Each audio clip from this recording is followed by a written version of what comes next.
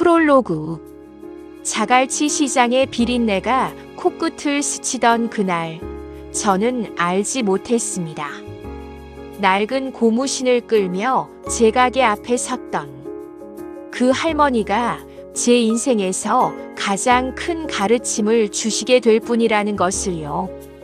사람들은 그분을 미친 할머니, 사기꾼이라 불렀고, 저도 한때는 그 편에 섰었습니다. 하지만 이제 저는 압니다. 세상에서 가장 깊은 사랑은 때로는 가장 이상한 모습으로 찾아온다는 것을요. 이것은 아들을 잃은 어머니의 이야기입니다. 그리고 그 어머니가 남기고 간 사랑에 관한 이야기입니다. 제1장. 수상한 할머니의 등장.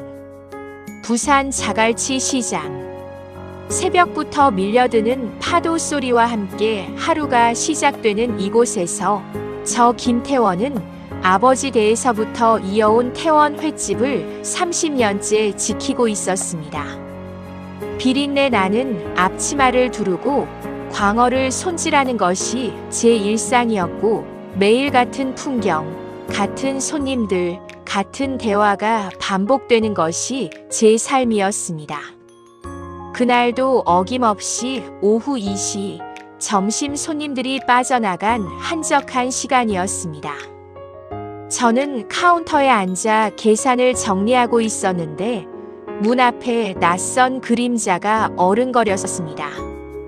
고개를 들자 굽은 허리에 낡은 점퍼를 걸친 할머니 한 분이 서 계셨습니다. 어라, 저 할머니. 분명 동네에서 폐지 줍던 분 아닌가? 흰머리가 듬성듬성한 짧은 머리, 손마디가 굵고 거칠어진 손. 분명 제가 몇 번 본 적 있는 새벽마다 리어카를 끌고 폐지를 모으시던 할머니였습니다. 기초수급자 배지가 달린 낡은 가방을 어깨에 걸치신 그분이 제 가게 문을 열고 들어오셨습니다. 광어회 있나?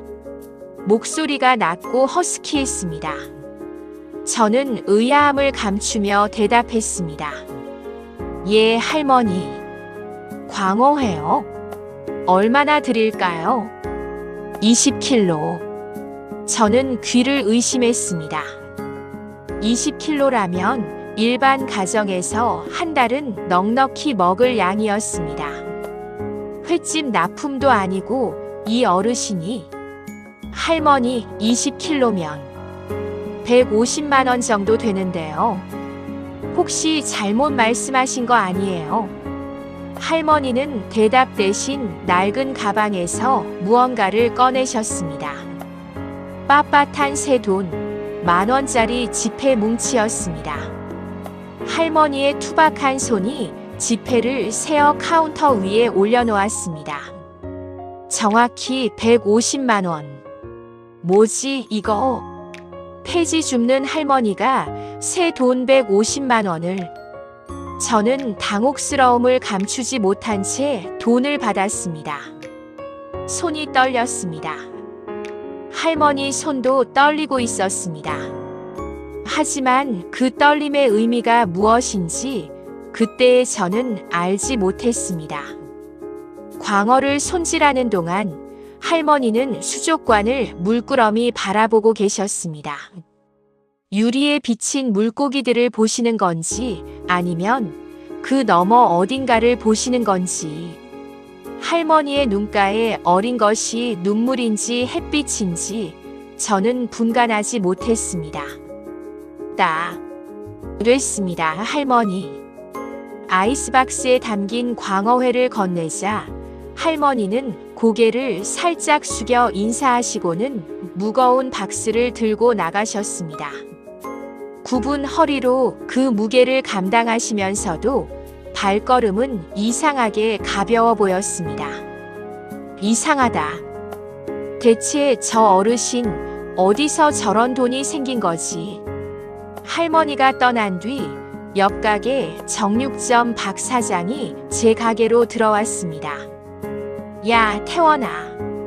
방금 그 할머니 봤나? 나한테도 왔다 갔어. 한우 80만 원어치 사갔더라고. 예? 그 할머니가요? 응. 근데 말이야. 그 양반 내가 알기로 기초수급자거든. 달동네 판잣집에 사는. 근데 어디서 저런 현금이? 박 사장의 말에 저도 고개를 갸웃거렸습니다. 기초수급자가 하루에 200만 원이 넘는 돈을 쓴다. 분명 뭔가 이상했습니다.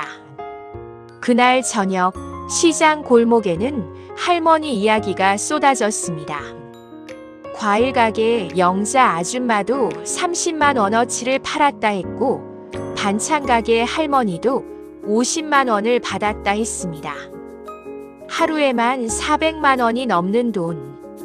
상인들은 하나둘 모여 수군거리기 시작했습니다. 혹시 보이스피싱 인출책 아니야? 아니면 어디서 돈을 훔쳐온 거 아닐까? 범죄 조직에서 돈 세탁시키는 거 아니야? 상인들의 추측은 점점 무성해졌습니다. 저도 그 말들 사이에서 고개를 끄덕였습니다. 그렇지 않고서야 폐지 줍던 할머니가 갑자기 부자가 됐을 리 없다고 생각했으니까요. 그래, 분명 뭔가 있어. 저 할머니 평범하지 않아. 그날 밤 저는 가게 문을 닫으며 할머니가 광어회를 바라보시던 눈빛을 떠올렸습니다. 그 눈빛에 담긴 것이 무엇이었는지 저는 아직 알지 못했습니다. 제2장 커지는 의혹. 그 할머니는 다음 날도 오셨습니다. 정확히 오후 2시 같은 시간에요. 어제와 똑같이 빳빳한 새에 돈 150만 원을 내밀며 광어회 20kg를 주문하셨습니다. 저는 이번에는 물어봤습니다. 할머니, 이 많은 광어회 어디에 쓰시는 거예요? 할머니는 잠시 멈추셨습니다. 수족관을 바라보시더니 나직이 중얼거리셨습니다. 쓸 데가 있어서. 그게 전부였습니다. 할머니는 더 이상의 대화를 피하시듯 아이스박스를 들고 나가셨습니다. 저는 할머니의 뒷모습을 바라보며 이상한 감정이 들었습니다. 의심? 분노? 아니면 뭔가 다른 것? 그렇게 사흘이 지났고 나흘이 지났습니다. 할머니는 하루도 빠지지 않고 오셨습니다. 오후 2시 정확히 그 시간에 저뿐만 아니었습니다. 정육점에도 과일 가게에도 반찬 가게에도 같은 패턴으로 다니셨습니다. 일주일이 지나자 시장 전체가 술렁이기 시작했습니다. 과일 가게 영자 아줌마가 제 가게로 달려왔습니다. 태원아, 나 그 할머니 집 알아냈다. 예? 어디요? 달동네 삼복도로 위 판잣집이래. 근데 말이야, 내가 동네 사람한테 들었는데. 영자 아줌마가 목소리를 낮췄습니다. 그 집 마당에 업소용 냉장고가 2대나 있대. 낡은 판잣집에 말이야. 그리고 할머니가 매일 사가는 음식들이 그날 사라진대. 사라진다니요? 응. 밤마다 누가 가져가는지 아침 되면 텅 비어있대. 이거 완전 수상하지 않아? 업소용 냉장고라고? 판잣집에? 그리고 음식이 사라진다? 이상한 일이었습니다. 아무리 생각해도 정상적인 상황이 아니었습니다. 상인들 사이에서는 점점 더 심각한 추측들이 오갔습니다. 그 돈 분명 범죄 자금일 거야. 음식으로 돈 세탁하는 거 아닐까? 아니면 보이스피싱 당한 피해자 돈 아냐? 인출책으로 쓰이는 거지. 경찰에 신고해야 하는 거 아니야? 열흘째 되던 날 결국 누군가가 경찰에 신고했습니다. 수상한 노인이 매일 수백만 원씩 현금을 뿌리고 다닌다고요.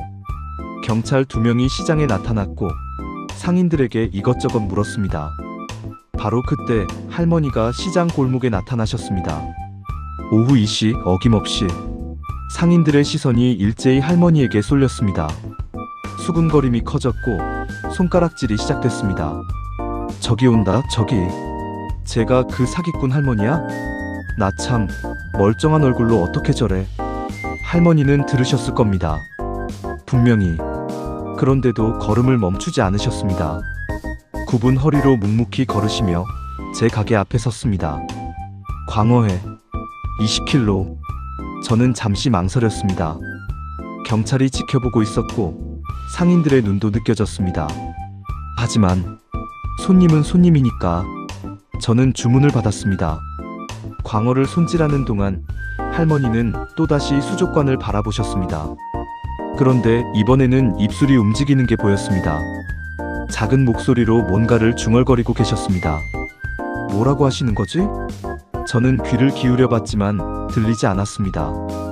분명한 건 할머니가 누군가의 이름을 부르고 계신 것 같다는 느낌뿐이었습니다. 광어회를 건네드리자 할머니는 돈을 내밀고 인사를 하셨습니다. 그리고 떠나시려는 순간 경찰 한 명이 다가왔습니다. 할머니 잠깐만요.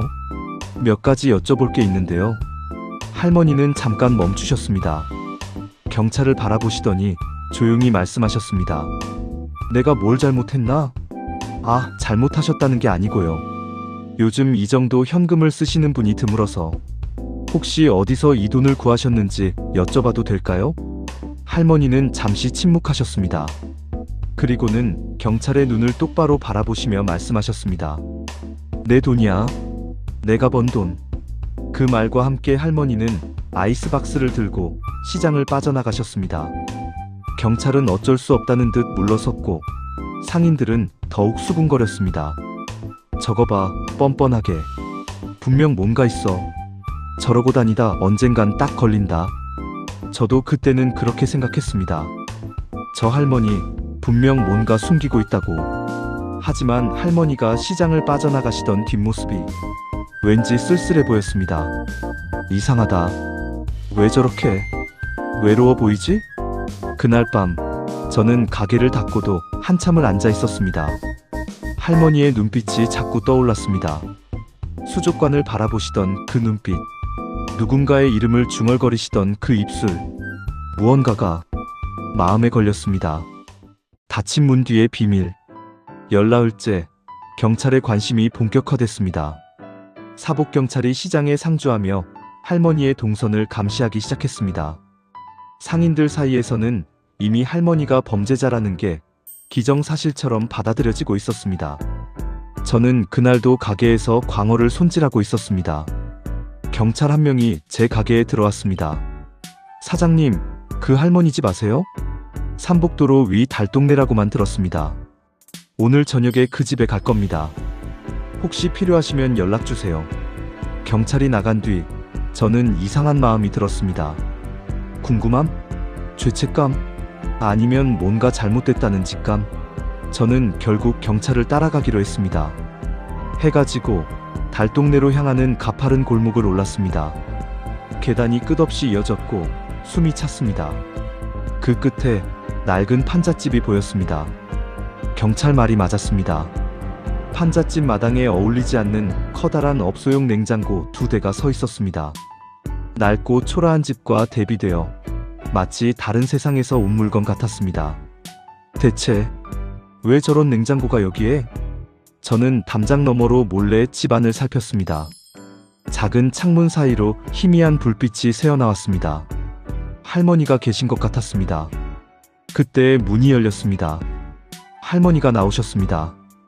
손에는 오늘 시장에서 산 음식들이 담긴 봉투가 들려 있었습니다. 할머니는 천천히 마당을 가로질러 냉장고 앞에 섰습니다. 냉장고 문을 열자 안에 빼곡히 쌓인 음식들이 보였습니다. 광어회, 한우, 과일, 반찬. 할머니는 조심스럽게 새로 산 음식들을 정리하기 시작했습니다. 하나하나 손길이 조심스럽고 정성스러웠습니다. 그리고 할머니가 말씀하기 시작했습니다. 저는 귀를 기울였습니다. 민수야, 오늘도 엄마가 잘 사왔다. 네가 좋아하던 광어회도 샀고 한우도 샀고. 민수? 민수가 누구지? 할머니의 목소리가 떨리기 시작했습니다. 엄마가 네 대신 다 하고 있다. 네가 하고 싶었던 거 엄마가 다 해줄게. 걱정하지 마라. 알았지? 저는 숨을 죽였습니다. 할머니는 냉장고 문에 기대어 조용히 우셨습니다. 굽은 어깨가 들썩였고 밤바람에 흰머리가 흩날렸습니다. 한참을 우시던 할머니가 집 안으로 들어가셨습니다. 저는 더 지켜볼 수 없었습니다. 마음이 너무 아팠습니다. 이유도 모르면서 말입니다. 집으로 돌아가는 길, 저는 계속 생각했습니다. 민수, 할머니가 부르던 그 이름, 아들인가? 손자인가? 그 사람은 어디 있는 걸까? 그날 밤 잠이 오지 않았습니다. 할머니의 우는 모습이 자꾸 눈앞에 아른거렸습니다. 민수야, 엄마가 네 대신 다 하고 있다. 그 말이 귓가에 맴돌았습니다. 우리가 뭔가 잘못 알고 있는 건 아닐까? 하지만 그 생각은 오래가지 못했습니다. 다음 날 아침, 경찰이 본격적인 수사에 들어갔다는 소식이 들려왔으니까요. 15째, 저는 가게에서 광어를 손질하다가 문득 이상한 기시감에 사로잡혔습니다. 할머니가 광어회를 주문하실 때마다 느꼈던 그 느낌. 뭔가 익숙한 것 같은데. 뭘까?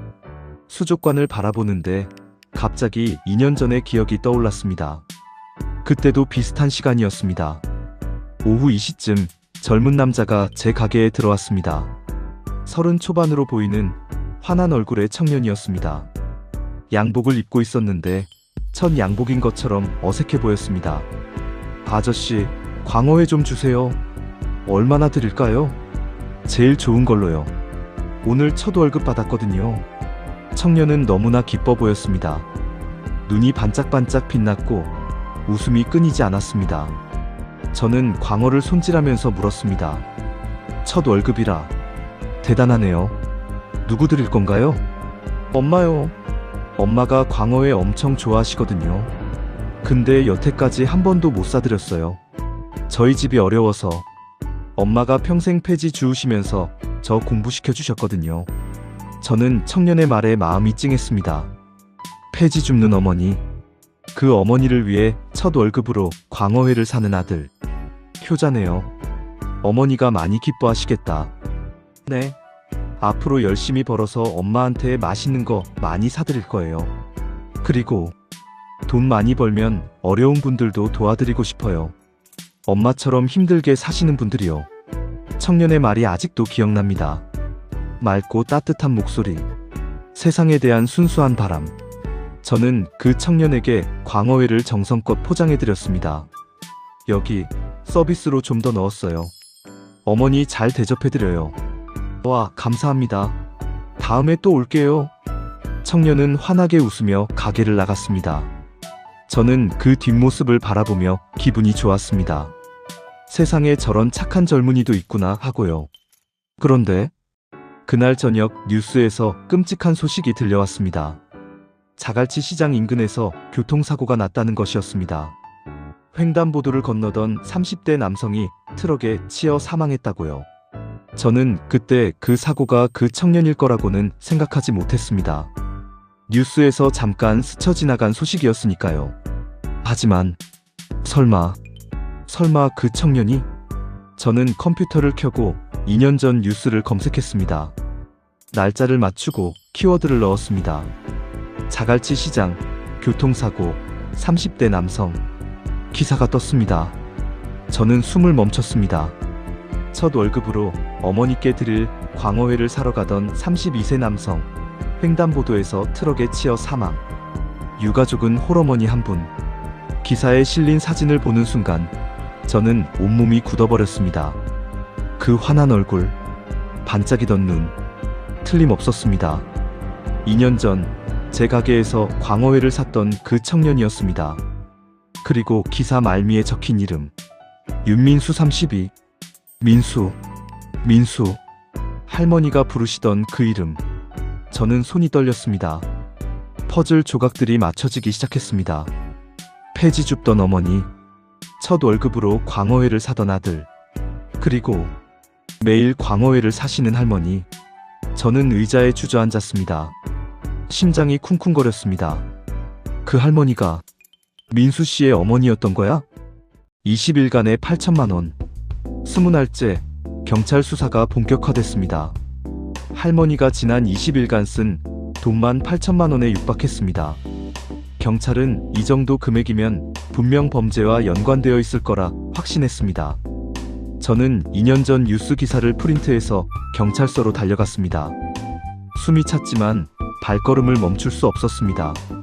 형사님, 잠깐만요. 담당 형사가 저를 바라봤습니다.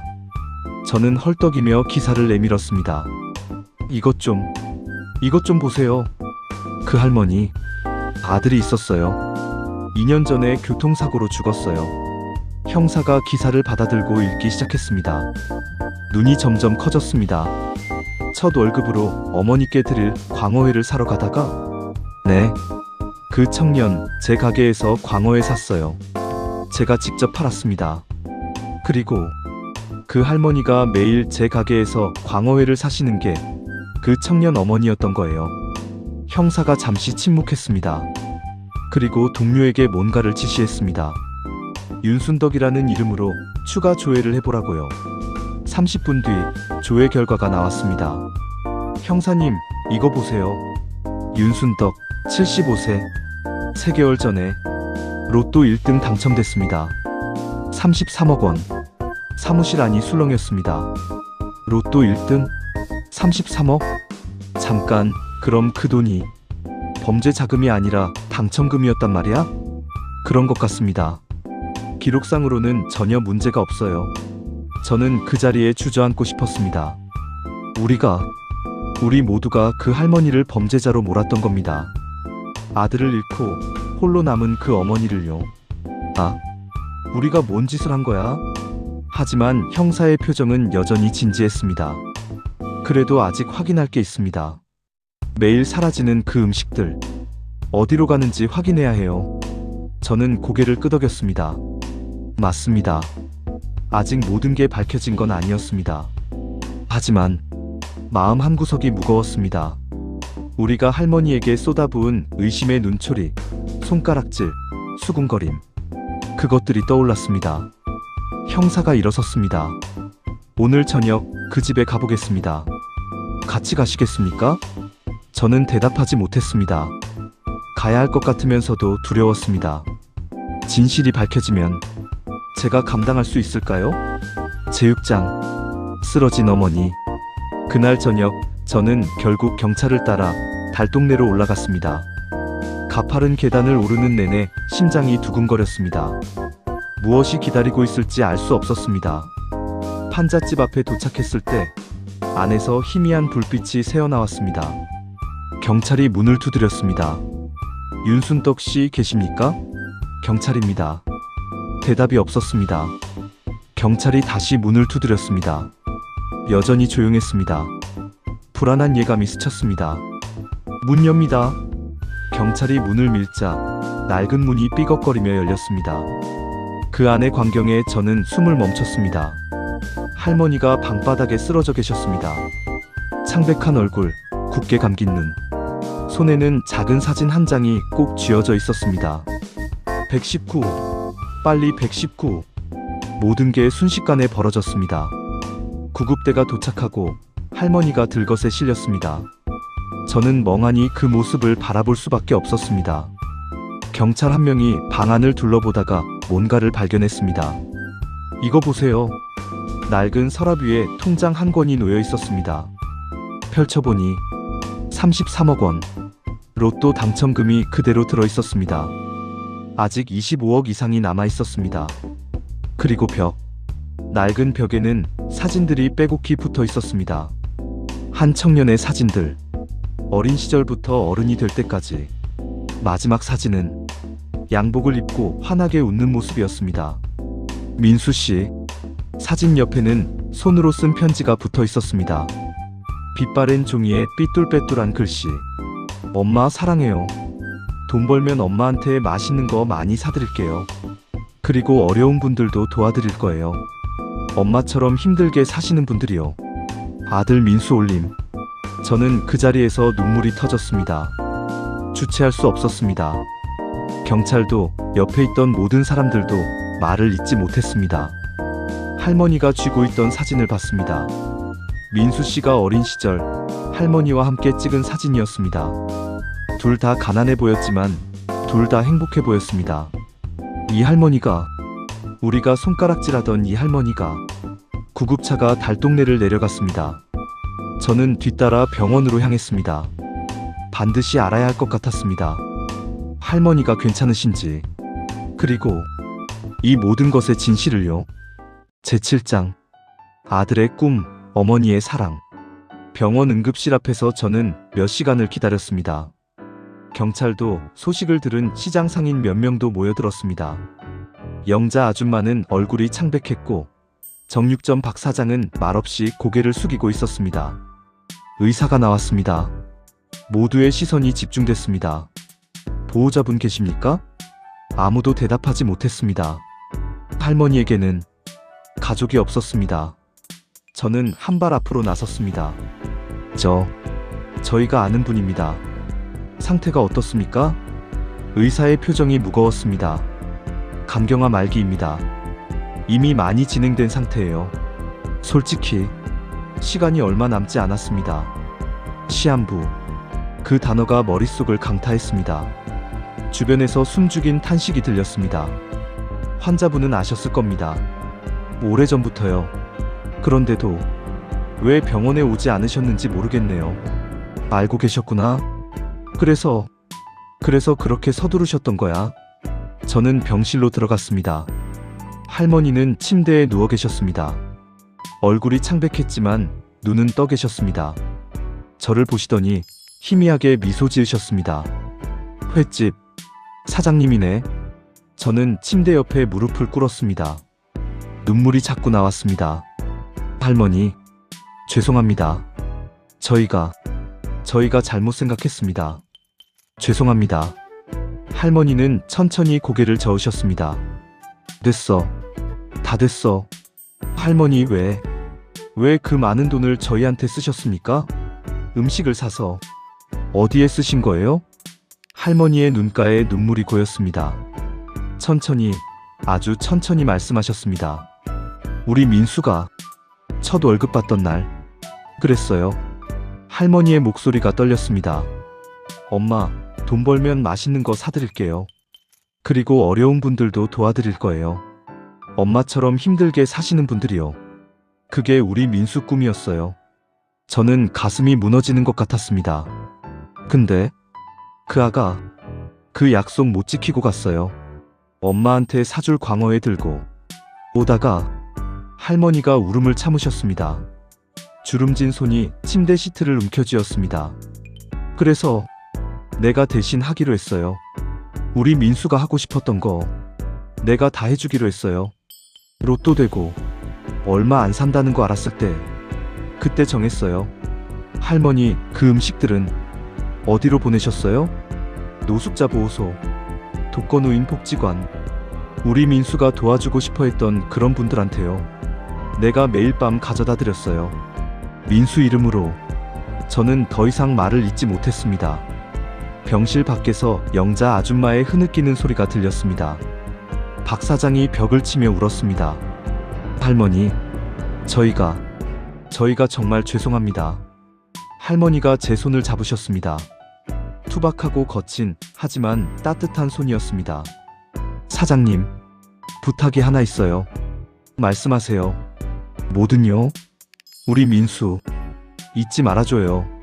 그리고 내가 못다한 거 이어가 줄 수 있으면. 저는 할머니의 손을 꼭 잡았습니다. 약속드립니다. 반드시요. 할머니가 처음으로 환하게 웃으셨습니다. 아들의 미소를 닮은 따뜻한 미소였습니다. 제8장 민수의 나눔 냉장고. 소문은 빠르게 퍼졌습니다. 자갈치 시장의 수상한 할머니가 실은 아들의 꿈을 대신 이루던 어머니였다는 것을요. 시장 상인들은 하나둘 병원으로 찾아왔습니다. 영자 아줌마가 과일 바구니를 들고 왔습니다. 눈이 퉁퉁 부어 있었습니다. 할머니, 죄송해요. 내가 제일 먼저 수군거렸는데. 정말 죄송해요. 박 사장이 한우를 들고 왔습니다. 할머니, 제 한우 맛있다고 매일 사주셨는데 이제 제가 해드릴게요. 실컷 드세요. 할머니는 모든 사람들에게 미소 지으셨습니다. 다 됐어라고 하시면서요. 할머니의 남은 시간 동안 시장 사람들이 번갈아 병실을 지켰습니다. 누군가는 음식을 가져오고 누군가는 손을 잡아드리고 누군가는 그냥 옆에 앉아 계셨습니다. 저는 매일 광어회를 직접 만들어 가져갔습니다. 할머니가 드시진 못하셨지만 광어회를 보시면 행복한 표정을 지으셨습니다. 아마 민수 씨를 떠올리셨겠지요. 어느 날 할머니가 저를 부르셨습니다. 사장님. 네, 할머니. 우리 민수. 사장님 가게에서 광어회 샀을 때 행복했을까요? 저는 2년 전 그날을 떠올렸습니다. 환하게 웃던 청년, 반짝이던 눈. 네, 할머니. 정말 행복해 보였어요. 눈이 반짝반짝했어요. 엄마 자랑을 얼마나 하셨는지 몰라요. 세상에서 제일 좋은 엄마라고요. 할머니의 눈에서 눈물이 흘렀습니다. 하지만 입가에는 미소가 떠올랐습니다. 그랬구나. 우리 민수가 그랬구나. 그로부터 일주일 뒤 할머니는 평화롭게 눈을 감으셨습니다. 마지막 순간 할머니는 민수 씨 사진을 가슴에 안고 계셨습니다. 민수야, 엄마 이제 가도 되겠지? 그것이 할머니의 마지막 말씀이었습니다. 장례는 자갈치 시장 상인들이 모여 치렀습니다. 할머니에게는 가족이 없었지만 그날만큼은 온 시장이 할머니의 가족이었습니다. 장례가 끝난 뒤 상인들이 모였습니다. 저는 제안했습니다. 할머니 뜻을 이어가면 어떨까요? 시장에 나눔 냉장고를 하나 만들어서 어려운 분들께 음식을 나눠드리는 거예요. 민수 씨 이름으로요. 모두가 동의했습니다. 할머니가 남기신 기부금으로 자갈치 시장 한편에 큰 냉장고가 세워졌습니다. 냉장고 위에는 이런 문구가 새겨졌습니다. 민수의 나눔 냉장고. 맛있는 음식을 함께 나눕니다. 민수와 순떡 할머니의 사랑으로. 지금도 그 냉장고에는 매일 음식이 채워집니다. 상인들이 조금씩 기부하고 어려운 분들이 가져가십니다. 할머니가 하셨던 그대로요. 가끔 저녁 냉장고 앞에 서면 할머니 목소리가 들리는 것 같습니다. 민수야, 오늘도 엄마가 잘했지? 그러면 저는 작게 대답합니다. 네, 할머니. 잘하셨어요.